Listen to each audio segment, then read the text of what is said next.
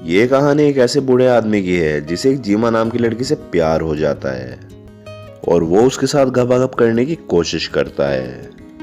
Movie की शुरुआत में हमें मार्टिन नाम का एक आदमी दिखाया जाता है। वो फ्रांस के एक छोटे से गांव में रहता है।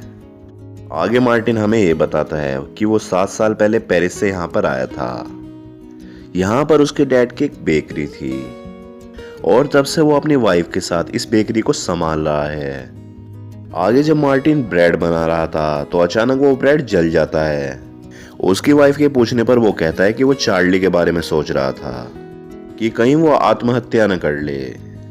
इस पर उसकी वाइफ कहती है कि तुम्हें ये सब नहीं सोचना चाहिए क्योंकि चार्ली ऐसा कुछ भी नहीं करने वाला। और इसके बाद मार्टिन चार्ली के घर जाता है जहां पर वो अपनी वाइफ जेमा का सामान जला रहा था। लेकिन वो ऐसा क्यों कर रहा था ये हमें आगे मूवी में पता चलेगा। तब तक दोस्तों हमारे चैनल को सब्सक्राइब कर दें और देखते हैं आगे की कहानी। तभी चार्ली किसी काम से अंदर चला जाता है और मार्टिन को जेमा की डायरी मिलती है जिसको वो अपने पास रख लेता है। घर आकर वो उस डायरी को पढ़ने लगता है और यहीं से कहानी फ्लैशबैक में चली जाती है। यहाँ पर हम उस दिन को देखते हैं जिस दिन पहली बार चार्ली अपनी वाइफ जेमा के साथ पहली बार उस गांव में रहने के लिए आया था। अब नए लोगों को अपने गांव में देखकर मार्टिन उनके पास जाता है और उनसे बातें करने लगता है। एक दिन जेमा और चार्ली मार्टिन की दुकान पर आते हैं जहां पर मार्टिन जेमा की खूबसूरती देखकर उस पर लट्टू हो जाता है। इसके बाद मार्टिन जब घर आ रहा था तब उसकी मुलाकात जेमा से होती है। फिर मार्टिन उसे गार्डन दिखाने ले जाता है। उसे देखकर जेमा बहुत खुश हो जाती है। अब रात को चार्ली मार्टिन के घर आता है और उसे कहने लगता है कि उसके घर की बिजली चली गई है। तो मार्टिन उसके घर जाता है और वो वापस बिजली को चालू कर देता है। लेकिन तभी वहां पर मार्टिन की वाइफ भी आ जाती है और फिर वो चारों वाइन पीते हुए बातें करने लगते हैं। लेकिन इसी दौरान मार्टिन बस जेमा को ही देख रहा था। अब ऐसे ही कुछ दिन बीत जाते हैं और एक दिन जेमा मार्टिन की बेकरी पर आती है। फिर मार्टिन उसे कहने लगता है कि क्या तुम जानती हो कि मैं ब्रेड में कैसे बनाता हूँ। तो जेमा मुस्कुराते हुए उसे देखने के लिए हाँ बोल देती है। तो मार्टिन उसे पीछे वाले कमरे में ले जाता है जहां पर वो ब्रेड बनाया करता था। फिर जब जेमा भी ब्रेड बनाने लगती है तो मार्टिन उससे पूछते कि अब तुम्हें कैसा लग रहा है। तो जेमा उससे कहती है कि मुझे बहुत अच्छा लग रहा है। अब उस दिन बहुत गर्मी थी इसलिए जेमा अपना स्वेटर उतार देती है जिसे देखकर मार्टिन के मन में हवस जाग उठती है और वो जेमा की बॉडी को देखने लगता है। अब ऐसे ही कुछ दिन बीत जाते हैं और एक बार मार्टिन जब अपने घर जा रहा होता है तो रास्ते में उसे जेमा मिलती है। तो मार्टिन उससे पूछने लगता है कि तुम इतने दिनों से ब्रेड खरीदने के लिए क्यों नहीं आई।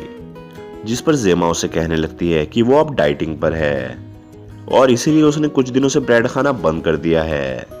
और ये सब बोलकर जेमा वहां से जाने लगती है। लेकिन तभी उसकी पीठ पर एक कीड़ा काट लेता है जिससे जेमा को काफी पेन होता है। इसलिए वो चिल्लाकर मार्टिन को बुलाती है और मार्टिन किसी सुपर हीरो की तरह वहां प्रकट हो जाता है और वो उसे अपनी हेल्प करने के लिए कहती है। अब मार्टिन उसकी पीठ चेक करता है और वो उससे कहता है कि तुम्हें किसी जहरीले कीड़े ने काट लिया है लेकिन मुझे इसका जहर चूस के बाहर निकालना ही होगा। तो जेमा भी एग्री हो जाती है और वो उसे करने के लिए कह देती है और मार्टिन बिना कोई समय गवाए उस जहर को बाहर निकालने लगता है। लेकिन तभी वहां पर एक लड़की की एंट्री होती है जिसका नाम हारू था और वो मार्टिन से कहता है कि तुम ये क्या कर रहे हो। अब मार्टिन उसे सारी बातें समझा ही रहा था लेकिन इससे पहले ही जेमा बेहोश होकर नीचे गिर जाती है और ये देखते ही वो दोनों उसे हॉस्पिटल में लेकर जाते हैं जहां पर डॉक्टर जेमा को एक इंजेक्शन देता है और वो उससे कहने लगता है कि तुम अब खतरे से बाहर हो। फिर जब वो लोग वापस आने लगते हैं तभी जेमा मार्टिन के कंधे पर सर रखकर सो जाती है और ये देखकर मार्टिन को बहुत अच्छा लगने लगता है। अब अगले दिन मार्टिन जब अपनी शॉप के बाहर खड़ा था तो वो जेना और हर्क को बातें करते हुए देखता है और उन दोनों को देखते हुए वो सोचने लगता है कि कहीं जल्दी इनका अफेयर स्टार्ट ना हो जाए। फिर एक बार जब मार्टिन कहीं जा रहा था तभी वो रास्ते में जेमा को देखता है जो गाड़ी से कहीं जा रही होती है। मार्टिन उसका पीछा करने लगता है और वो देखता है कि जेमा हारू के घर जा रही थी। अचानक मार्टिन उन दोनों को साथ देखकर शॉक्ड हो जाता है।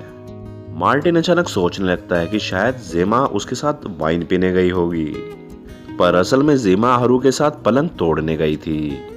और उसी रात मार्टिन जेमा के घर डिनर करने भी आता है और अचानक उसकी नज़र जेमा के गले पड़ जाती है, जो कि एक लव बाइट था, जिसे देखकर वो समझ जाता है कि हरू ने ज़रूर जेमा को घोड़ी बनाया होगा। और ये सब देखने के बाद उसका दिल टूट जाता है, क्योंकि वो कहीं ना कहीं जेमा को पसंद करने लगा था। अगले दिन मार्टिन हरू से मिलता है और उससे बातें करने लगता है। हरू उससे कहने लगता है कि वो पढ़ाई में ज़्यादा ध्यान नहीं दे पा रहा है।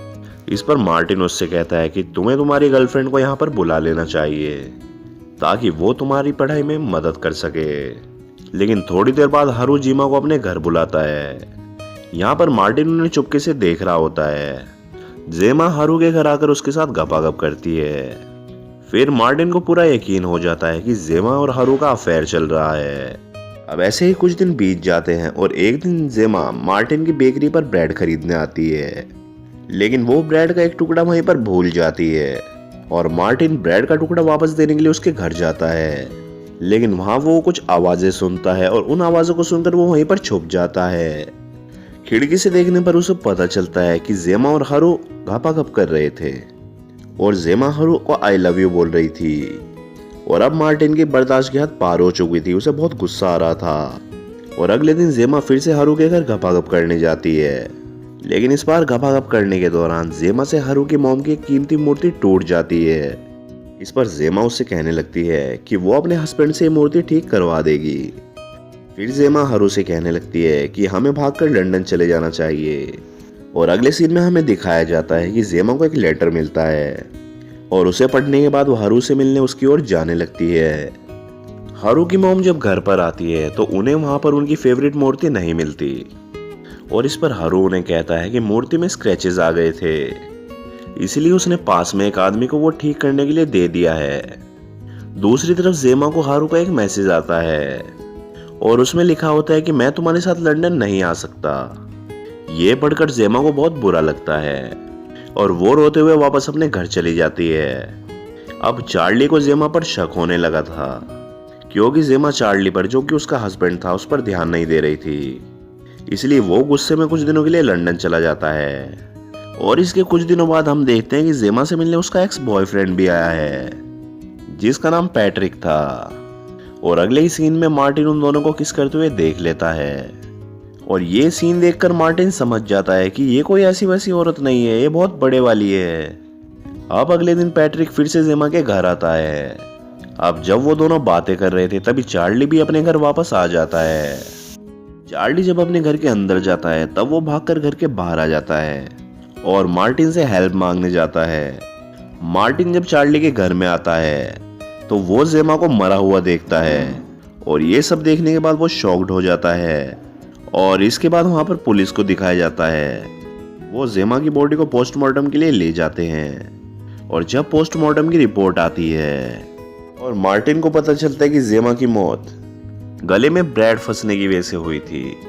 फिर ये बात अगले दिन मार्टिन चार्ली को बताता है, जिस पर चार्ली उसे बोलता है कि जेमा की मौत उसकी वजह से हुई है, क्योंकि वो जब घर में गया तो उसने पैट्रिक को जेमा को घोड़ी बनाते हुए देख लिया और ये देखकर उसे लगा कि वो जेमा के साथ जबरदस्ती कर रहा है, इसलिए वो उसके साथ लड़ने लगा। तभी पैट्रिक भी वहां आ जाता है और वो उन्हें बताता है जब जेमा ब्रेड खा रही थी तभी वो पीछे से आकर उसे किस करने लगा, जिस वजह से उसके गले में ब्रेड फंस गई। और जब वो उसे निकालने की कोशिश कर रहा था तभी वहां पर चार्ली आ जाता है और गलतफहमी की वजह से दोनों में लड़ाई हो जाती है। अब उस लड़ाई में वो दोनों इतने बिजी हो गए थे कि उन्हें जेमा का ख्याल ही नहीं आया और जेमा की दम घुटने की वजह से मौत हो गई। और यहाँ से फ्लैशबैक खत्म हो जाता है और फिर हम यहाँ पर मार्टिन के बेटे को देखते हैं, जो मार्टिन को बताता है कि हमारे पास में एक रशियन कपल रहने के लिए आए हैं। अब ये सुनते ही मार्टिन तुरंत उनसे मिलने के लिए जाता है और कुछ इस तरह ये मूवी यहीं पर एंड हो जाती है।